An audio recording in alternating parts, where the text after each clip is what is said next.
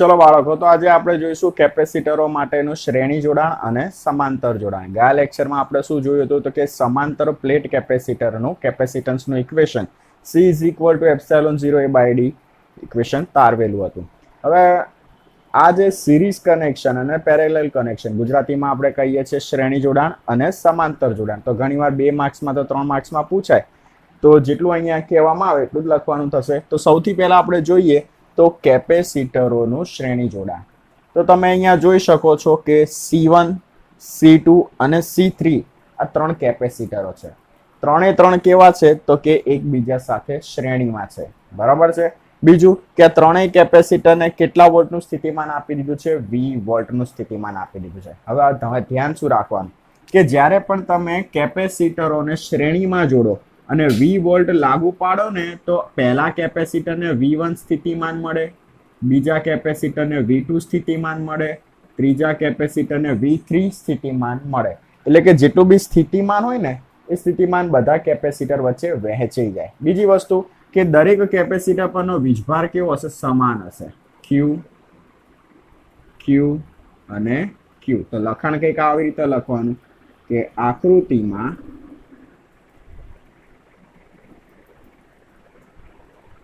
દર્શાવ્યા મુજબ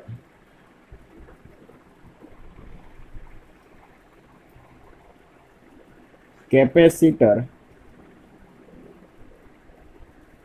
C1, C2 અને C3 શ્રેણીમાં જોડેલ છે.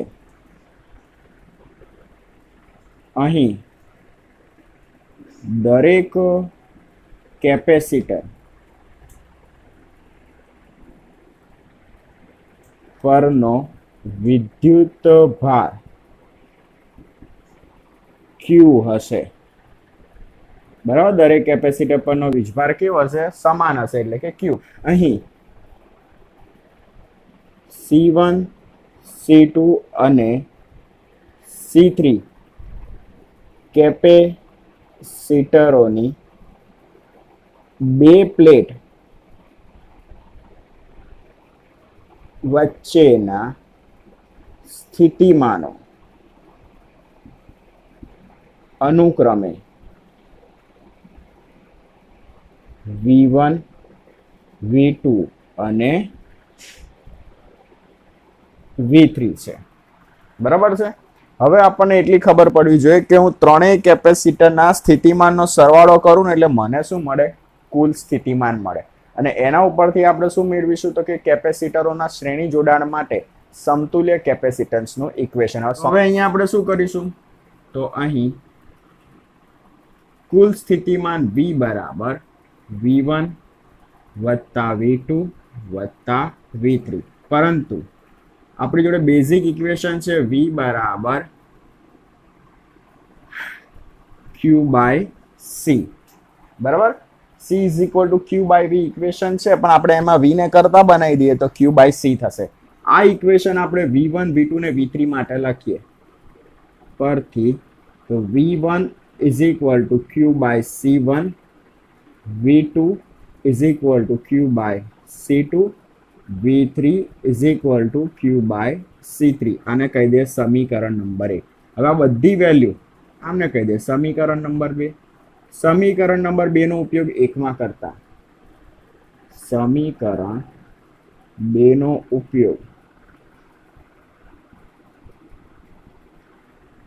1 માં કરતા તો જોઈએ છે શું મળે છે તો કે V બરાબર V1 ની જગ્યાએ આપણે લખીએ Q બાય C1, V2 ની જગ્યાએ Q by C2 plus V3 ની જગ્યાએ આપણે લખીએ Q બાય C3.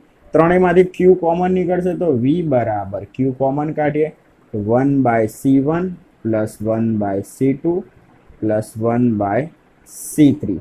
હવે Q ને સામે લઈ જઈએ તો V બરાબર Q is equal to 1 by C1 plus 1 by C2 plus 1 by C3. હવે V બાય Q બરાબર શું થાય? C ઇક્વિવેલન્ટ હું લખી શકું, પરંતુ V by Q is equal to 1 by C equivalent હું લખી શકું. તો અહીંયા મૂકી દઈએ 1 upon C ઇક્વિવેલન્ટ ઇક્વિવેલન્ટ એટલે કે સમતુલ્ય 1/C1 plus 1/C2 plus 1/C3. તો આ શેનું ઇક્વેશન થયું કે જ્યારે કેપેસિટરો શ્રેણીમાં જોડેલા હોય તેમના માટે સમતુલ્ય કેપેસિટન્સનું ઇક્વેશન થયું 1/C1 plus 1/C2 plus 1/C3 is equal two 1/C equivalent. બરાબર છે. તો આ જે ઇક્વેશન થયું એ શ્રેણી જોડાણ માટે સમતુલ્ય કેપેસિટન્સનું ઇક્વેશન થયું. કે માની લો કે આવા n કેપેસિટરો હોય તો તમે n કેપેસિટરો માટે શું લખવાના? આવી રીતે n કેપેસિટર શ્રેણીમાં હોય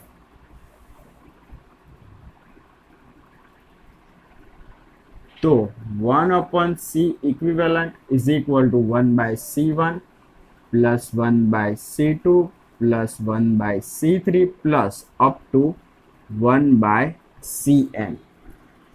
પરંતુ માની લો કે બધાના કેપેસિટન્સ સરખા હોય, C1 બરાબર C2 બરાબર C3 બરાબર અપ ટુ Cn બરાબર શું હોય? C હોય. તો જુઓ શું થાય? 1/C equivalent is equal to 1/C plus 1/C plus up to 1/Cn વખત. બરાબર છે. તો હું આવી રીતે લખી શકું 1/C equivalent is equal to n/C. વ્યસ્ત કરીએ તો C equivalent is equal to C/n. તો માની લો કે દરેક કેપેસિટરનું કેપેસિટન્સ સરખું હોય અને કેટલા હોય? n કેપેસિટર હોય. તો સમતુલ્ય ઇક્વેશન આવશે C equivalent is equal to C/n. હવે આવી રીતે આપણે જોઈએ તો કે કેપેસિટરોનું સમાંતર જોડાણ. કેપેસિટરોનું સમાંતર જોડાણ.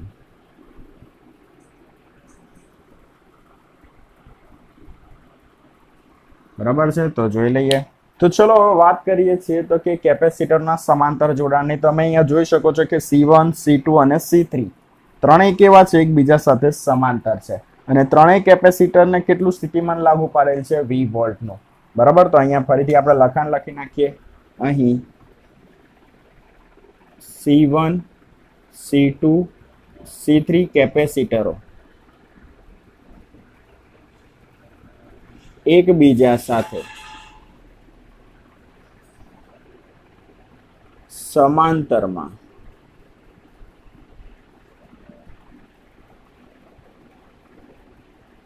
જોડેલ છે.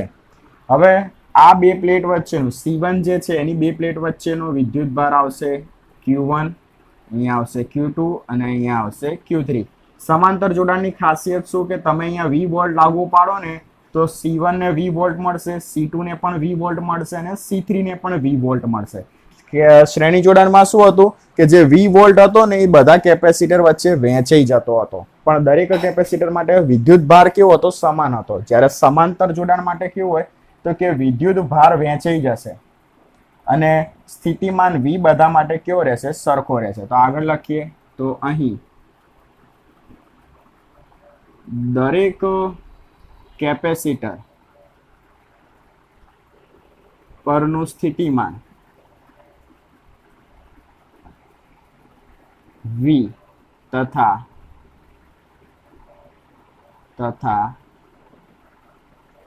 દરેક પરનો વિદ્યુત ભાર અનુક્રમે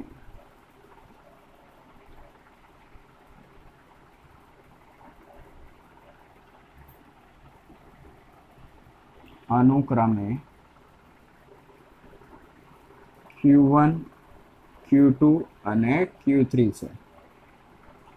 ચલો હું બધા વિદ્યુત ભારનો સરવાળો કરું એટલે મને પરિણામી વિદ્યુત ભાર મળે. તો અહીં Q ઇઝ ઇક્વલ ટુ શું લખીશ? Q1 વત્તા Q2 વત્તા Q3. આને કહી દે સમીકરણ નંબર 1. પરંતુ Q ઇઝ ઇક્વલ ટુ શું થાય? CV પરથી આ ઇક્વેશન Q1, Q2 ને Q3 માટે લખીએ તો Q1 બરાબર C1V, Q2 બરાબર C2V અને Q3 બરાબર થશે C3 × V. આને કહી દે સમીકરણ નંબર 2. 2 ને ક્યાં મૂકીએ? 1 માં. સમીકરણ 2 ને 1 માં મૂકતા ચલો, તો Q is equal two Q1 ની જગ્યાએ મૂકી દઈએ C1V plus C2V plus C3 into V. Common શું નીકળશે? V કોમન નીકળશે, તો C1 વત્તા C2 વત્તા C3. V ને સામે લઈ જઈએ તો Q by V is equal to શું થશે? તો કે C1 plus C2 plus C3. Q by V એટલે હું શું લખી શકું? C ઇક્વિવેલન્ટ લખી શકું, C1 વત્તા C2 વત્તા C3. તો આજે આ ઇક્વેશન થયું. તો જ્યારે કેપેસિટરો સમાંતરમાં આપેલા હોય તેમનું મારે સમતુલ્ય કેપેસિટન્સ શોધવું હોય તો મારે આ ઇક્વેશન વાપરવું પડે. જો માની લો કે n કેપેસિટરો હોય, n કેપેસિટરો સમાંતરમાં હોય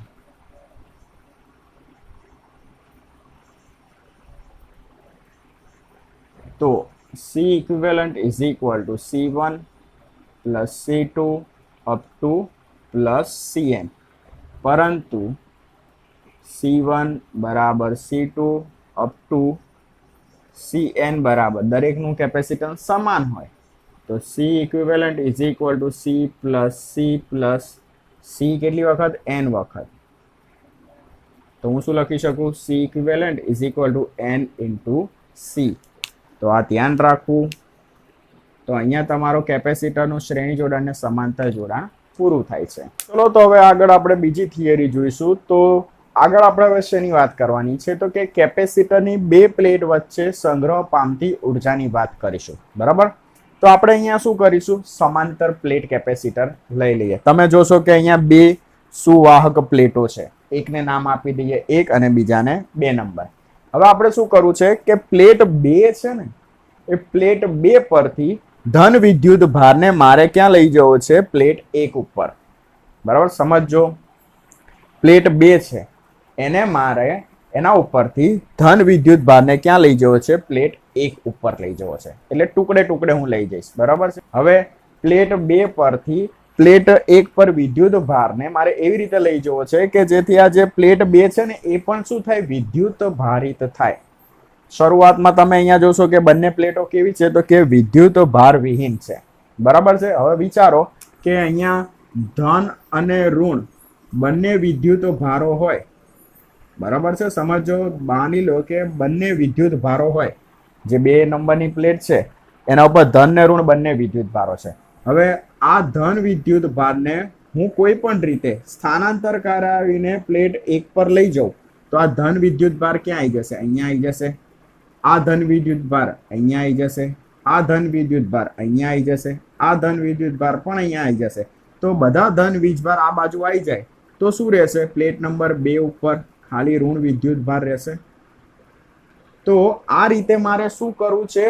બંને પ્લેટોને વિદ્યુત ભારિત કરવી છે. તમે જોશો કે પ્લેટ 1 છે એ ધન વિદ્યુત ભારિત થઈ ગઈ. પ્લેટ 2 છે એ કેવી થઈ ગઈ? ઋણ વિદ્યુત ભારિત થઈ ગઈ. બરાબર છે? તો આ જે કાર્ય છે, આ જે મારે કામ છે એ કઈ રીતે કરવાનું? બરાબર છે? તો સૌથી પહેલા આપણે એવું વિચારીશું, એક સૂક્ષ્મ વિદ્યુત ભાર લઈ લઈએ, ડેલ્ટા ક્યુ ડેશ. આ પણ ધન વીજભાર જ છે. સૂક્ષ્મ ધન વીજભાર છે એને મારે પ્લેટ 2 પરથી પ્લેટ 1 પર લઈ જવો છે. તો આના માટે પહેલા આપણે કરવું પડતું કાર્ય શોધીશું. પછી શું કરીશું? જો આપણને ડેલ્ટા ક્યુ ડેશ વિદ્યુત ભારને 2 પરથી 1 પર લઈ જવા માટેનું કાર્ય મળી જાય, એના ઉપરથી મારે બધો વિદ્યુત ભાર એટલે કે કુલ કેપિટલ ક્યુ વિદ્યુત ભાર 2 પરથી 1 પર લઈ જવું હોય તો એનું મને કાર્ય મળી રહેશે. તો સૌથી પહેલા લખાણ જોઈ લઈએ. આ વિદ્યુત ભાર વિહીન સુવાહકો 1 અને 2 આકૃતિમાં દર્શાવ્યા છે. સુવાહક પરથી ધન વિદ્યુત ભારને સુવાહક 1 પર ટુકડે ટુકડે લઈ જાઓ કે જેથી સુવાહક વિદ્યુત ભાર પ્રાપ્ત કરે. મેં કીધું એ પ્રમાણે પ્લેટ નંબર 2 છે ને એની ઉપર ધન ને ઋણ બંને વિદ્યુત ભારો હતા. હવે એમાંથી પ્લેટ નંબર 2 પરથી ધન વિદ્યુત ભારને તમારે ક્યાં લઈ જવાનું છે? પ્લેટ 1 ઉપર. એવી રીતે લઈ જાઓ કે જેથી પ્લેટ 2 છે ને એ વિદ્યુત ભાર પ્રાપ્ત કરે. તમે વિચારો કે અહીંયા જે ધન વિદ્યુત ભાર હતો એને હું ક્યાં લઈ ગયો? પ્લેટ નંબર 1 પર. બરાબર? તો પ્લેટ નંબર 2 કયો વિદ્યુત ભાર પ્રાપ્ત કર્યો? ઋણ વિદ્યુત ભાર પ્રાપ્ત કર્યો. એવી રીતે માની લો કે બધા ધન વિદ્યુત ભાર પ્લેટ નંબર 2 પરથી 1 પર જાય તો આ પ્લેટ કેવી થશે? ધન વિદ્યુત ભારિત, અને આ પ્લેટ કેવી થશે? ઋણ વિદ્યુત ભારિત થશે. બરાબર છે. હવે આગળ જોઈએ. સુવાહક 2 પરથી ધન વિદ્યુત ભારને સુવાહક 1 પર લઈ જવા બહારથી કાર્ય કરવું પડશે. બરાબર છે. તમારે પ્લેટ નંબર 2 પરથી પ્લેટ નંબર 1 પર વિદ્યુત ભાર લઈ જવો હોય તો મારે શું કરવું પડે? બહારથી કંઈક કાર્ય કરવું પડે. વિદ્યુત ભારો કે એટલા બધા હોશિયાર નથી કે એની જાતે જ પ્લેટ નંબર 2 પરથી પ્લેટ નંબર 1 પર જતા રહે. તમારે શું કરવું પડશે? બહારથી કાર્ય કરવું પડશે. કારણ કે કોઈ પણ તબક્કે સુવાહક 1 એ સુવાહક 2 કરતા ઊંચા સ્થિતિ માને છે. સુવાહક 1 છે ને એ કોઈ પણ પરિસ્થિતિની અંદર એ ઊંચા સ્થિતિ માને જ રહેશે, અને પ્લેટ નંબર 2 છે એ નીચા સ્થિતિ માને જ રહેશે. બરાબર છે. જનરલી કેવું હોય, કોઈ પણ વિદ્યુત ભાર ક્યાંથી ક્યાં જાય? ઊંચા સ્થિતિમાનથી નીચા સ્થિતિમાન તરફ જાય. હવે અહીંયા આપણને શું કીધું છે કે જે પ્લેટ નંબર 1 છે ને એ ઊંચા સ્થિતિ માને છે, પ્લેટ નંબર 2 છે એ નીચા સ્થિતિ માને છે. એટલે જનરલી વિદ્યુત ભાર ક્યાંથી ક્યાં જવો જોઈએ? 1 થી 2 ઉપર. પણ મારે શું કરવું છે? પ્લેટ નંબર 2 છે ને ત્યાંથી ધન વિદ્યુત ભારને લઈ જવો છે 1 ઉપર, એટલે એની જાતે નહીં જાય. તમારે શું કરવું પડશે? કાર્ય કરવું પડશે. તો જુઓ, અહીં કરવા પડતા કાર્ય માટે સૌ પ્રથમ સૂક્ષ્મ વિદ્યુત ભારના સ્થાનાંતર માટે કરીશું. બરાબર, મેં કીધું એ પ્રમાણે કે સૌથી પહેલા આપણે એક સૂક્ષ્મ વિદ્યુત ભાર લઈ લઈશું પ્લસ ડેલ્ટા ક્યુ ડેશ, અને આ વિદ્યુત ભારને મારે સ્થાનાંતર કરાવવો છે તો એના માટે કરવું પડતું કાર્ય કેટલું? તો સૌથી પહેલા અહીં બંને પ્લેટ વચ્ચે સ્થિતિમાનનું ઇક્વેશન લખીએ. અહીં બંને સુવાહકો વચ્ચે સ્થિતિમાનનો તફાવત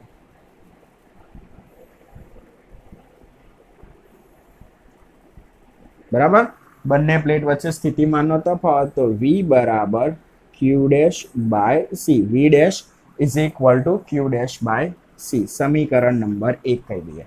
હવે મારે કેટલો વિદ્યુત ભાર અત્યારે પ્લેટ નંબર 2 પરથી 1 પર લઈ જવો છે? તો કે પ્લસ ડેલ્ટા ક્યુ ડેશ. હવે આ બહુ સૂક્ષ્મ વિદ્યુત ભાર છે, તો ધારો કે સૂક્ષ્મ વિદ્યુત ભાર, સૂક્ષ્મ ધન વિદ્યુત ભાર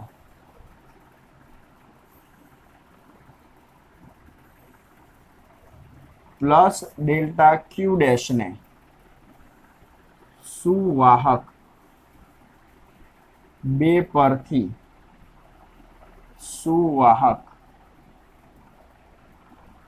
1 પર લઈ જવા કરવું પડતું કાર્ય. તો ઇક્વેશન આપણું આવશે delta W is equal to V dash into delta Q dash. હવે તમને પ્રશ્ન થશે આ ઇક્વેશન કયું છે? તો તમને યાદ હોય તો V બરાબર કરવું પડતું કાર્ય છેદમાં વિદ્યુત ભાર, એમાં W ને કરતા બનાવી દઈએ તો શું થશે? V ઇન્ટુ ક્યુ. આ ઇક્વેશન આપણે અહીંયા યુઝ કર્યું છે. તો સીધી વાત છે કે સૂક્ષ્મ વિદ્યુત ભાર છે ડેલ્ટા ક્યુ ડેશ. હવે એને મારે કાર્ય કરાવવું હોય, એની ઉપર કાર્ય કરવું હોય તો કાર્ય પણ કેવું હોય? સૂક્ષ્મ જ હોય. તો સૂક્ષ્મ કાર્ય ડેલ્ટા W બરાબર V dash delta Q dash. ચલો, હવે V ડેશ બરાબર આપણી જોડે છે value Q dash by C. તો delta W is equal to Q dash by C delta Q dash. ક્યાંથી લાયા? તો કે 1 પરથી. ચલો, તો આ જે કાર્ય મળ્યું ને મને, એ શેના માટે મળ્યું? તો કે કોઈ સૂક્ષ્મ વિદ્યુત ભાર ડેલ્ટા ક્યુ ડેશ છે, એને મારે સુવાહક 2 પરથી 1 પર લઈ જવો હોય ને તો એના માટે કરવું પડતું કાર્ય. મારે કુલ કેટલો વીજભાર લઈ જવો છે? પ્લસ કેપિટલ Q વિદ્યુત ભાર મારે લઈ જવો છે. તો આને આપી દે સમીકરણ નંબર 2. હવે સમગ્ર કેપિટલ Q વિદ્યુત ભારને સુવાહક 2 પરથી સુવાહક 1 પર લઈ જવા કરવું પડતું કાર્ય. તેના માટે આપણે શું કરીશું? સમીકરણ નંબર 2 નું સંકલન કરીશું. તો સંકલન delta W is equal to સંકલન Q dash by C delta Q dash. કેટલો વિદ્યુતભાર લઈ જવો છે? તો કે કેપિટલ ક્યુ. તો અહીંયા લિમિટ લેવાની 0 થી કેપિટલ ક્યુ ની. હવે ડાબી બાજુ સંકલન ડેલ્ટા ડબલ્યુ, તો શું થશે? ડબલ્યુ, બરાબર છે, ઇઝ ઇક્વલ ટુ 1/c અચળ થશે તો એને બહાર મૂકી દો. તો 1/c સંકલન 0 થી Q Q dash delta Q dash. ચલો ડેલ્ટા ક્યુ ડેશ નું સંકલન કરીએ તો 1/c ક્યુ ડેશ નું સંકલન થશે Q dash square by 2, limit આવશે 0 થી ક્યુ ની. ચલો હવે લિમિટ એપ્લાય કરીએ તો 1/c 1/2c લખીએ, ક્યુ ડેશ ની જગ્યાએ ક્યુ લખીએ તો ક્યુ સ્ક્વેર માઇનસ ક્યુ ની જગ્યાએ 0 લખીએ તો 0 નો સ્ક્વેર. તો તમને અહીંયા કરવા પડતા કાર્યનું ઇક્વેશન મળશે ક્યુ સ્ક્વેર બાય 2c. બરાબર છે. તો મારે જો કોઈ પ્લસ ક્યુ વિદ્યુત ભારને પ્લેટ નંબર 2 પરથી પ્લેટ નંબર 1 પર લઈ જવો હોય તો મારે કેટલું કાર્ય કરવું પડે? તો ક્યુ સ્ક્વેર બાય 2c કાર્ય કરવું પડે. બરાબર. હવે યાદ રાખવું કે તમે જ્યારે પણ કોઈ અહીંયા કાર્ય કરશો એ કાર્ય બે પ્લેટ વચ્ચે સ્થિતિ ઉર્જા સ્વરૂપે સંગ્રહાશે. તો અહીં કરેલું કાર્ય એ સ્થિતિ ઉર્જા સ્વરૂપે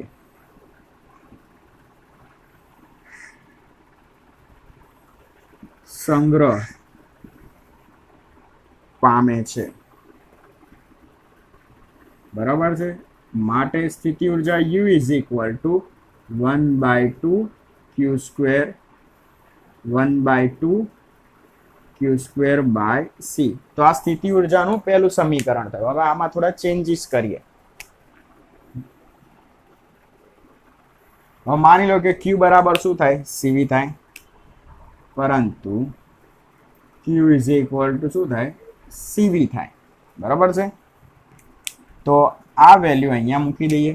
તો U is equal to 1/2 CV અને એનો હોલ સ્ક્વેર બાય C. તો 1/2 C square V square by C. તો એક C કેન્સલ. તો સ્થિતિ ઉર્જા U બરાબર શું મળશે? 1/2 CV સ્ક્વેર. તો આ શું થયું? સ્થિતિ ઉર્જાનું બીજું સમીકરણ થયું. બરાબર. તો સિમ્પલ વસ્તુ છે. તમારે શું કરવાનું હતું કે ભાઈ મારે 2 નંબરની પ્લેટ પરથી વિદ્યુત ભારને લઈ જવો હતો 1 નંબરની પ્લેટ પર. હવે ધન વિદ્યુત ભારને હું 2 પરથી 1 પર લઈ જાઉં, બરાબર, તો 2 નંબરની પ્લેટ છે એના ઉપર એના ઉપર ઋણ વીજભાર રહેશે અને આ કેવી થશે? ધન વિદ્યુત ભારિત થશે. એટલે આ ધન વિદ્યુત ભારિત થઈ ગઈ, આ ઋણ વિદ્યુત ભારિત થઈ ગઈ. એટલે આ બંને પ્લેટો કેવી થઈ ગઈ? વિદ્યુત ભારિત થઈ ગઈ. હવે મારે શું કરવું છે કે ભાઈ ક્યુ વિદ્યુત ભારને સ્થાનાંતર કરાવો છે, કાર્ય કરવું પડે. કેમ કાર્ય કરવું પડશે બહારથી? કેમ કે આ પ્લેટ 1 નું છે ને એનું સ્થિતિમાન ઊંચું હશે, પ્લેટ 2 છે એનું સ્થિતિમાન નીચું હશે. એટલે કોઈ પણ વિદ્યુત ભાર વધારે સ્થિતિમાનથી ઓછા સ્થિતિમાન તરફ જાય. પણ આપણે શું કરવું છે? 2 પરથી 1 પર લઈ જવો છે. એટલે તમારે વિરુદ્ધ દિશામાં કાર્ય કરવું પડશે. બરાબર છે. એટલે અહીંયા બહારથી કાર્ય કરવું પડશે તમારે. તો સૌથી પહેલા સૂક્ષ્મ વિદ્યુત ભારને પ્લેટ 2 પરથી 1 પર લઈ જવા માટે કાર્ય કરો. બરાબર. પછી કુલ કેટલો વીજભાર લઈ જવો છે? કેપિટલ ક્યુ. તો એના માટે શું કરવાનું? તો જે સમીકરણ નંબર 2 મળ્યું એનું તમારે શું કરી નાખવાનું? સંકલન કરવાનું. હવે આગળ શું જોઈશું? ઉર્જા ઘનતાનું સમીકરણ જોઈશું. બરાબર. ઉર્જા ઘનતા એટલે શું? હવે એકમ કદ દીઠ સંગ્રહ પામતી ઉર્જા. બરાબર. જોઈ લઈએ. ઉર્જા ઘનતા આપણે અહીંયા એને બતાવીશું ρe. હવે શરૂઆત કઈ રીતે કરવાનું? તો સૌથી પહેલા વ્યાખ્યા વળી જોઈએ. એકમ કદ દીઠ ઉર્જાને, પછી એ સંગ્રહ પામતી ઉર્જા હોય કે ઉદ્ભવતી ઉર્જા હોય, એટલે એકમ કદ દીઠ ઉર્જા એને શું કહેવાય? ઉર્જા ઘનતા. તો ઉર્જા ઘનતા ρe is equal two V/U. V અહીંયા શું લઈશું? કદ લઈશું. બરાબર. ચલો આને કહી દઈએ સમીકરણ નંબર 1. હવે આગળ આપણે સ્થિતિ ઉર્જાનું ઇક્વેશન લખીએ. U is equal to Q square by 2c. હવે અહીંયા આપણે ક્યુ ની જગ્યાએ શું મૂકીશું? તો સિગ્મા ઇન્ટુ એ મૂકીશું. કેમ કે અહીંયા 2 પ્લેટ છે, બંને પ્લેટ માટે શું હશે? વિદ્યુત ભારની પૃષ્ઠ ઘનતા હશે. તો આપણી જોડે પૃષ્ઠ ઘનતા સિગ્મા ઇઝ ઇક્વલ ટુ શું થાય, ક્યુ બાય એ થાય. તો ક્યુ ને કરતા બનાવી તો સિગ્મા એ થશે. હવે 2 અહીંયા સ્ક્વેર કરી નાખીએ. ચલો સી તો સમાંતર પ્લેટ કેપેસિટર છે, તો એના માટે ઇક્વેશન આવશે એપ્સાયલોન 0 એ બાય ડી. ચલો કૌંસ ખોલ નાખીએ તો સિગ્મા સ્ક્વેર એ સ્ક્વેર છેદમાં 2 એપ્સાયલોન 0 એ બાય ડી. તમે અહીંયા જોઈ શકો છો તો એક એક એ કેન્સલ થઈ જશે. ચલો હવે છેદનો છેદ ક્યાં જશે, અંશમાં જશે. તો યુ ઇઝ ઇક્વલ ટુ અહીંયા હજી એક એ વધશે તો સિગ્મા સ્ક્વેર ઇન્ટુ એ ઇન્ટુ ડી છેદમાં 2 એપ્સાયલોન 0. પરંતુ સમાંતર પ્લેટ કેપેસિટર છે, એમની બે પ્લેટ વચ્ચે ઉદ્ભવતું વિદ્યુત ક્ષેત્ર તો E is equal to sigma upon epsilon 0. સિગ્માને કરતા બનાવી દઈએ તો E ઇન્ટુ એપ્સાયલોન 0 આ બાપુને અહીંયા મૂકી દઈએ તો U is equal two E epsilon 0 અને આખા કૌંસનો વર્ગ A ઇન્ટુ ડી છેદમાં 2 એપ્સાયલોન 0. કૌંસ ખોલ નાખીએ તો E square epsilon 0 square A into D છેદમાં 2 એપ્સાયલોન 0. તો જુઓ એક એક એપ્સાયલોન 0 કેન્સલ થઈ જશે. હવે જે વધ્યું એ લખીએ તો U is equal to 1/2 E square epsilon 0 A into D. ચલો સમીકરણ નંબર 1 પરથી, સમીકરણ 1 પરથી તો rho E is equal to U by V છે. U બરાબર આપણી જોડે સમીકરણ છે 1/2 E square epsilon 0 A into D. હવે V એટલે શું છે, કદ છે આપણે પ્લેટ કેપેસિટરનું કદ, તો A ઇન્ટુ ડી થશે. તો જુઓ એડી એડી કેન્સલ. તો rho E is equal to 1/2 E square epsilon 0. તો આ શું થયું, ઉર્જા ઘનતાનું સમીકરણ થયું. ઓકે.